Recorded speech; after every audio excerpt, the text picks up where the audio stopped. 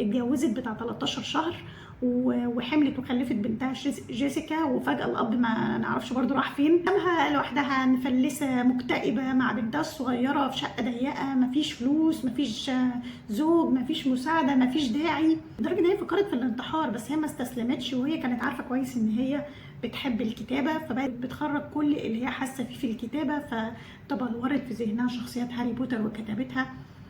تفتكروا الحياه زهزهت؟ لا، دي قعدت 12 دار نشر رفضوها، لحد في الدار ال 13 وافقوا كده، قالوا لها اوكي ممكن نطبع لنا 500 نسخه كده يعني، ها يلا.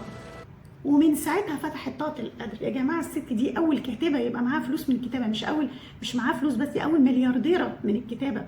الكتابه شغلانه ما بتاكلش عيش في الغالب، يعني غالبا هتلاقي كتاب يعني معاه صنعه تانية مش معاه فلوس من الكتابه نفسها. دي اول كاتبه يكون تحقق ثروه من الكتابه. يعني السلسله يا جماعه حققت 7 مليار، انا كاتبه الرقم عشان مش عارفه احفظه. السلسله دي حققت 7 مليار 384 مليون دولار. الروايه بتاعتها وزعت 400 مليون نسخه واترجمت ل 60 لغه. فهي حققت نجاح مع انها كانت جايه من تحت القاع بشويه. حاسين ان هي شبه حد تعرفوه؟ يعني ادت لنا امل ولا لا الست دي؟